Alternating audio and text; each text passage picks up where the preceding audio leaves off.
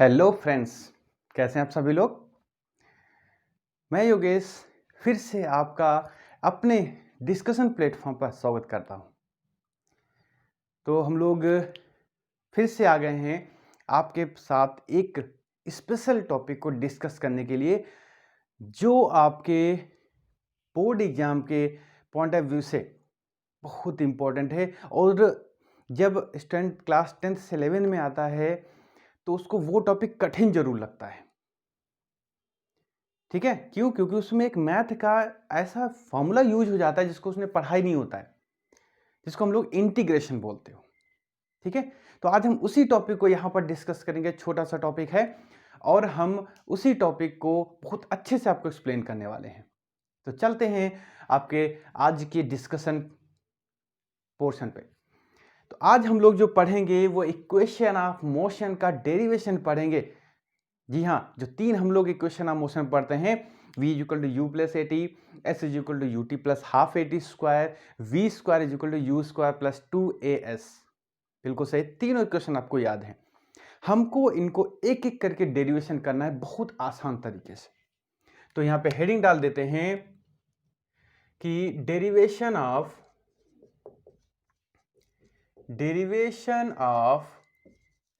Equation of motion by calculus method.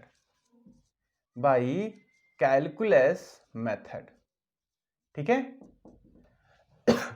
बहुत आसान है। इसको सब बच्चे डर जाते हैं कि यार कैलकुलस नाम यूज हो गया। कुछ नहीं, हमको करना, मैंने कहा ना, अगर आपको नहीं आता होगा तो मैं आपको सिखाऊंगा। यहां पर बस आप लोग मेरे साथ जुड़े रहिए। यहां पर सिर्फ मैं इंटीग्रेशन यूज करूंगा। अब बताता हूं इंटीग्रेशन। देखिए, इंटीग्रेशन का सिंबल होता है इस तरीके से। ठीक है, यहां पर ये इंटीग्रेशन का सिंबल हो गया, उसके बाद यहां पे एक डी लिखा होता है। ठीक है, इसके साथ एक क्वांटिटी लिखी होती है एक्स। जो भी लिखा होगा उसके रिस्पेक्ट में इंटीग्रेशन करना होता है। जो इसके साथ लिखा होगा उसके रिस्पेक्ट में इंटीग्रेशन करना होता। किसका करना होगा वो यहां पे लिखा होगा, जो भी मैंने लिख दिया। जैसे मैंने लिख दिया एक्स की पावर एन। ठीक है, अब ध्यान दीजिएगा कि होगा उसी क्वांटिटी का इंटीग्रेशन जो यहां पे लिखा। अगर वो यहां पे नहीं है तो फिर नहीं होगा। जैसे मैं यहां पे लिख दूं, अगर मैं यहां पे लिख दूं ए की पावर एन, तो कह दो हो जाए, नहीं, फिर नहीं, फिर उसके दूसरे रूल हो जाते हैं। ठीक है, अभी आप इतना समझिए कि यहां पर जो जिसके रिस्पेक्ट में आप इंटीग्रेशन करना चाह रहे हो वही चीज यहां पे लिखी होगी श्योर। इसका एक जनरल फॉर्मूला है ये। तो इसका भैया कैसे सॉल्व करते हैं, एक्स की power n plus one upon n plus one. ये इसका जनरल फॉर्मूला है। अब कैसे, जैसे मान लो कह दे कि एक्स स्क्वायर का इंटीग्रेशन करो, कैसे करेंगे? X 2 plus one upon 2 plus one. देखो ये तो लिखा है n plus one upon n plus one, तो क्या आ गया एक्स क्यूब अपॉन 3। ठीक है, जैसे इसको लिख दिया एक्स डी एक्स, क्या करेंगे, एक्स की power 1 plus one upon 1 plus one, ये हो जाएगा एक्स स्क्वायर बाई 2। अगर मैंने इसको लिख दिया सिर्फ डी एक्स, अब बताओ जरा, आप कहोगे सर यहाँ तो कुछ लिखा ही नहीं है। बिल्कुल नहीं लिखा है, यहाँ पे कुछ नहीं लिखा। तो एक्स की पावर जीरो तो लिख ही सकते हैं, एक्स की पावर जीरो तो लिख ही सकते हैं। तो इसको हम क्या लिख सकते हैं, एक्स की power zero plus one upon zero plus one, तो कितना आ गया एक्स। ठीक है, यानी कि इंटीग्रेशन dx का कितना होता है, x होता है। ठीक, ऐसे कोई भी क्वांटिटी यहां पे लिख दी जाए, अब तुरंत उसका इंटीग्रेशन कर दो। ठीक है, एक चीज तो ये अपने माइंड में रख लेनी है। कोई कठिन लगा अभी तो कठिन नहीं होगा। यहां पर फिर कुछ क्वांटिटी यहां पे लिखी होगी, एक क्वांटिटी यहां पे लिखी होगी। इसको बोलते हैं लोअर लिमिट। लोअर लिमिट क्योंकि ये नीचे लिखी हुई है। इसको बोलते हैं भैया अपर लिमिट, क्योंकि ये ऊपर लिखी हुई है। ठीक है, तो जब आपके ये दोनों क्वांटिटी लिखी होती हैं तो इंटीग्रेशन तो पहले ऐसे ही होगा। उसके बाद इंटीग्रेशन के बाद हमको लिमिट भी सॉल्व करनी होती है। इन लिमिट को रखने का तरीका यही होता है कि अपर लिमिट माइनस लोअर लिमिट, अपर लिमिट माइनस लोअर लिमिट। बस अब कैसे एग्जाम्पल समझाता हूं। जैसे 1 से 2 एक्स स्क्वायर डी एक्स, ये सॉल्व करना है। तो हमको पता हो गया ये अपर लिमिट हो गया, ये लोअर लिमिट हो गया। तो सबसे पहले हम इंटीग्रेशन सॉल्व कर लें।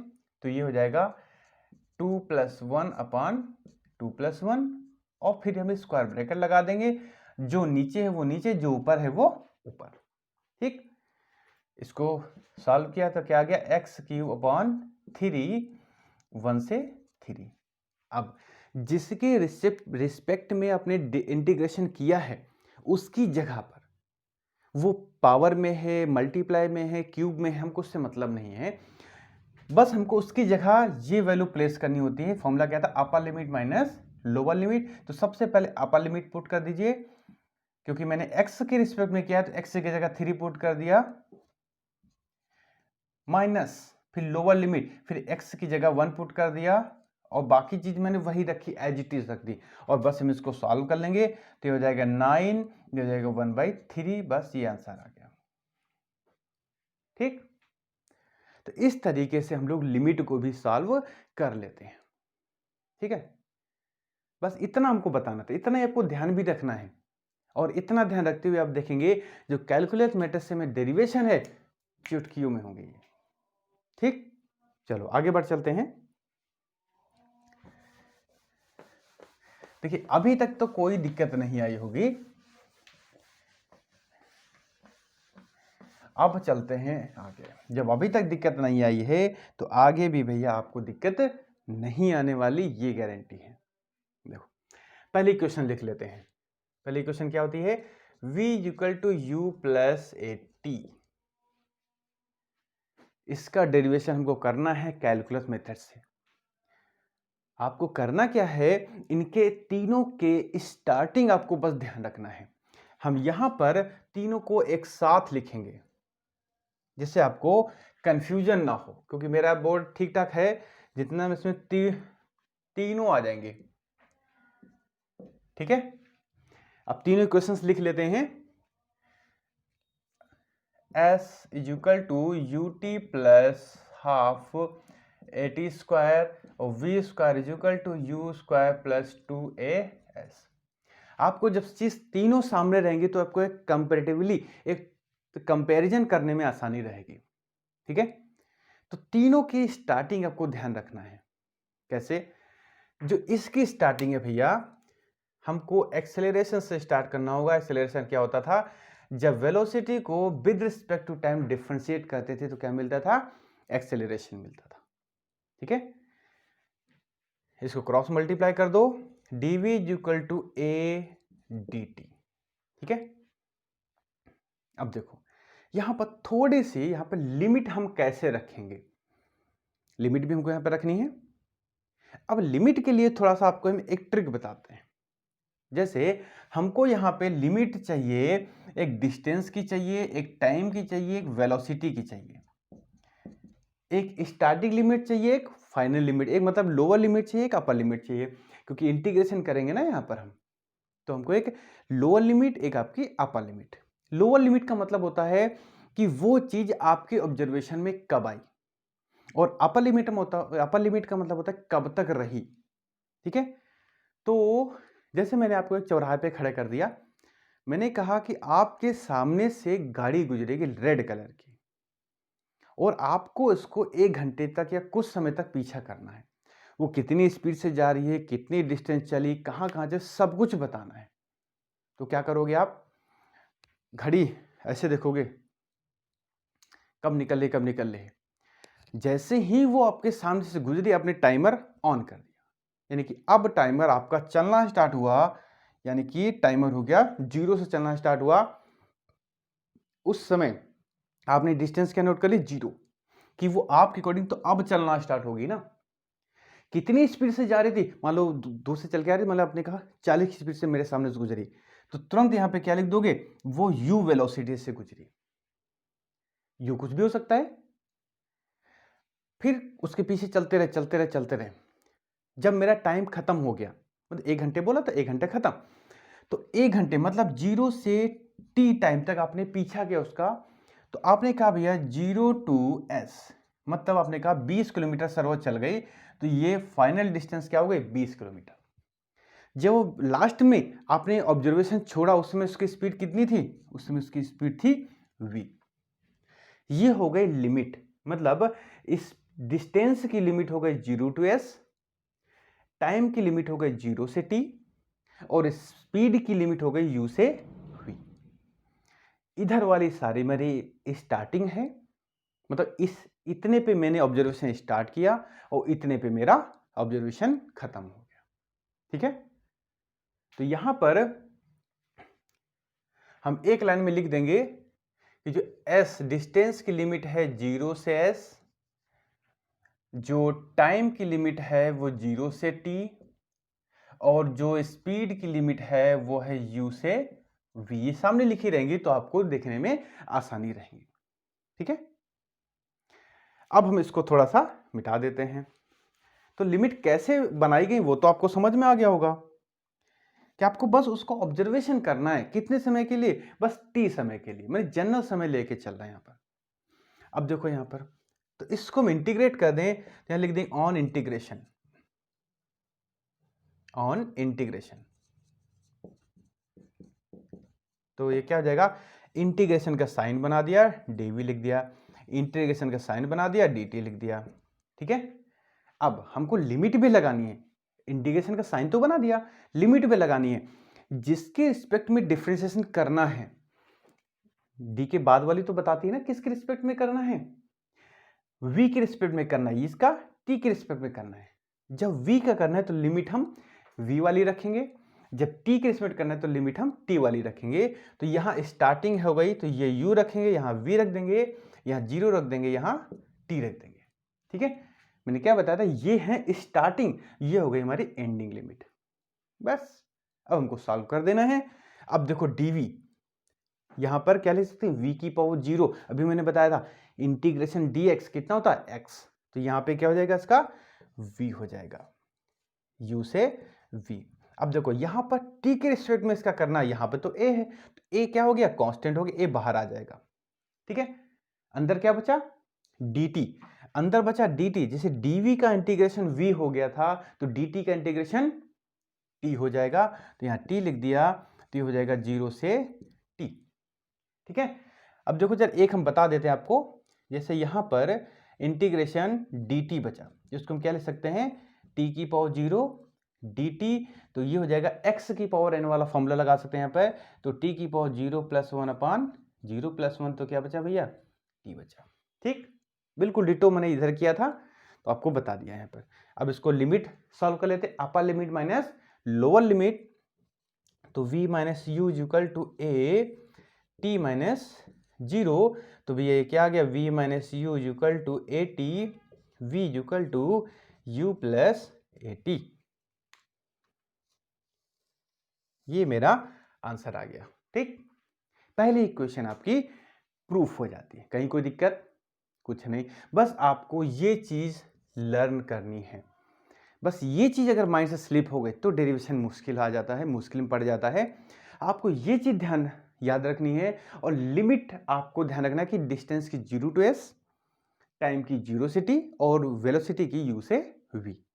पहले एक बार समझ लेंगे, फिर थोड़ा सा माइंड में इसको रख लेंगे, बाकी सब अपने आप हो जाएगा। ठीक, इस पे आते हैं। इसकी जो स्टार्टिंग है वो है कि जब हम पोजीशन को with respect to time differentiate करते हैं तो क्या मिल जाता है भैया, वेलोसिटी मिल जाती है। जब पोजीशन को with respect to time differentiate करते हैं तो वेलोसिटी मिल जाती है। अब इसको क्रॉस मल्टीप्लिकेशन, अब इसको भी इंटीग्रेट कर दो, ऑन इंटीग्रेशन क्या हो जाएगा, इंटीग्रेशन का साइन लगा दिया, dx लगा दिया, इंटीग्रेशन का साइन लगा दिया, dt लगा दिया। ठीक है, अब देखो जरा यहां पे हम किसका कर रहे हैं, पोजीशन का। पोजीशन क्या है, s, यहां पे 0 to s, तो यहां पे लगा देंगे 0 to s टिका देंगे। यहां टाइम का करना है 0 से t टिका देंगे। ठीक है, बस इंटीग्रेट कर लेना है। अब देखो v की वैल्यू हमको पता है v is equal to u plus a t होता है, तो यहां पर हम v की वैल्यू ये वाली पुट कर देंगे। ठीक है, देखो जरा, तो इसको हम लिख सकते हैं x 0 टू s, क्योंकि dx का dv का v, तो dx का x कैसे आया ये मैंने सामने लिखा हुआ है। ठीक, यहां पर इंटीग्रेशन 0 से t u plus a T D T. ठीक है, ये मैंने यहां से पुट कर दिया। अब देखो इसकी जगह तो हम s लिख सकते हैं, क्योंकि अपर लिमिट माइनस लोअर लिमिट। अब इसको ब्रैकेट ओपन कर दो तो ये हो जाएगा 0 से t u D T plus integration 0 से t A T D T. मैंने ब्रैकेट ओपन किया तो ये भी तो सबके साथ जाएगा अंदर। अब देखो जरा, यहां पर t की रिस्पेक्ट में इंटीग्रेशन हो रहा है, यहां तो u है तो u बाहर निकाल दो, क्या बचा dt का इंटीग्रेशन सिर्फ t बचा, t में लिमिट लगा दिया 0 से t प्लस d बोलता है t के रिस्पेक्ट में डिफरेंशिएशन होगा, तो यहां पे t तो है लेकिन a का कोई मतलब नहीं है, तो a बाहर आ जाएगा, तो बचेगा क्या t dt x dx। तो अगर हम यहां देखें तो x dx का कैसे होता है भैया, x स्क्वायर बाई 2। ठीक है, पीछे बता चुका हूं, तो यहां पे क्या हो जाएगा टी स्क्वायर बाई 2, ये हो जाएगा 0 से t बस, तो u ये हो जाएगा t माइनस 0 प्लस a, ये हो जाएगा टी स्क्वायर बाई 2 माइनस 0, क्योंकि 0 जब t की जगह 0 पुट करेंगे तो सब 0 हो जाएगा। तो s is equal to u t plus half a t square, ये मेरा सेकेंड इक्वेशन भी प्रूफ होके आ जाता है। ठीक, कोई दिक्कत लग रही है, देख लीजिए सामने आपके डेरिवेशन है। अब मैं लास्ट वाला डेरिवेशन आपको करके दिखाता हूं।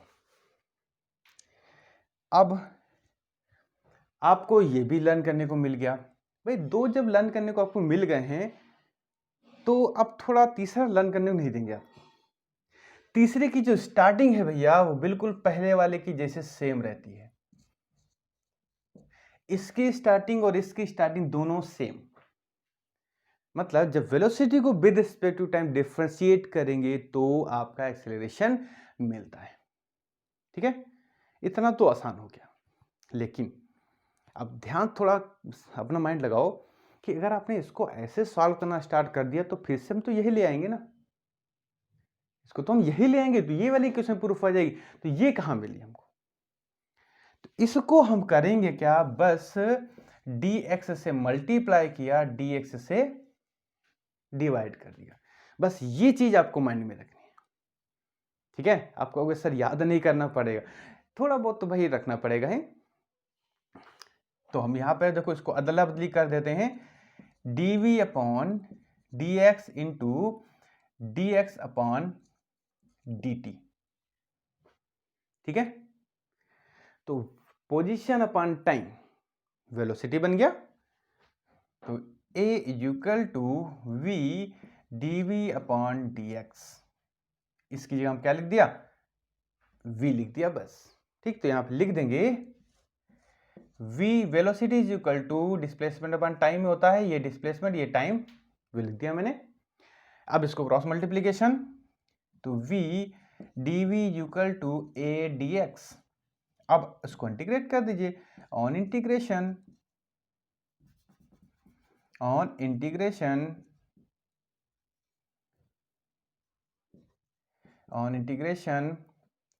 Integration v dv plus sorry is equal to integration a dx।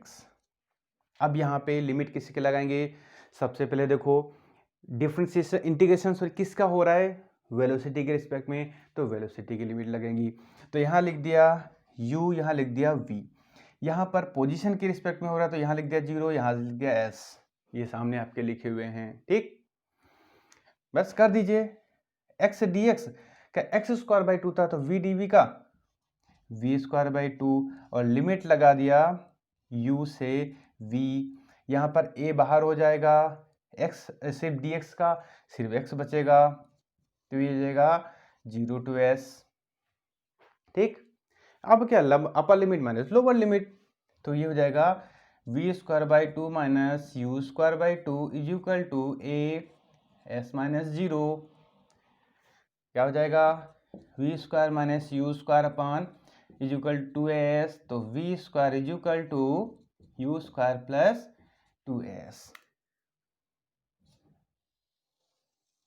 ठीक है, तो भैया कितना सुंदर सुंदर सा दिख रहा है ना। तीनों डेरिवेशन आपके सामने आ गए कैलकुलस मेथड से। आप बताइए जरा कहां पे कौन सा स्टेप गड़बड़ लग रहा है। आपको बस तीनों डेरिवेशन की पहली पहली लाइन थोड़ी सी माइंड में रखनी है। उसके बाद क्या करना है, सब में मैंने एक कॉमन फॉर्मूला इससे पहले मैं बता दिया था जनरल फॉर्मूला इंटीग्रेशन का, बस इंटीग्रेशन लगा दीजिए। इंटीग्रेशन कैसे करना है उसके एक दो बार प्रैक्टिस कर लेंगे। उसके बाद क्या करना है, कुछ नहीं, सीधे सीधे आंसर आ जाता है। ठीक है, तो आज के इस वीडियो में बस आपके लिए छोटा सा टॉपिक। अगले वीडियो में हम लोग फिर से इसी का डेरिवेशन, मतलब इक्वेशन ऑफ मोशन के ही डेरिवेशन पढ़ेंगे, लेकिन ग्राफिकल मेथड से। ठीक है, क्योंकि वो भी अपने आप में इंपॉर्टेंट है, वो अपने न्यूमेरिकल पर्पस के लिए इंपॉर्टेंट है कि ग्राफ हम न्यूमेरिकल में कैसे यूज करते हैं। ठीक है, तो इसको अच्छे से पढ़िएगा, क्योंकि ये मानते एक बार में आपको हो सकता है कठिन लगे, लेकिन अगर जहां एक से दो बार, बस दो से तीन बार नहीं जाएगा, एक से दो या दो से तीन, बस तीन से चार बार तो जा ही नहीं सकता। बस आपको दो से तीन बार प्रैक्टिस कर लेना है, ये आपकी मुजमानी रट जाएंगे। ठीक है, और अगर आपको लगता है कि नहीं भूल नहीं जाएंगे, थोड़ा बहुत और दिक्कत आती है, भैया इसका स्क्रीनशॉट ले लीजिएगा, ये चीज सामने रख लीजिएगा, गारंटी है आप कभी भूलोगे नहीं। ठीक है, तो भैया मिलते हैं फिर नेक्स्ट वीडियो में। आज की क्लास को हम लोग यहीं वाइंड अप करते हैं। Next class, next discussion lecture में हम लोग फिर से नए टॉपिक के साथ, नए कॉन्सेप्ट के साथ आपके साथ मिलेंगे। तब तक के लिए take care and bye bye.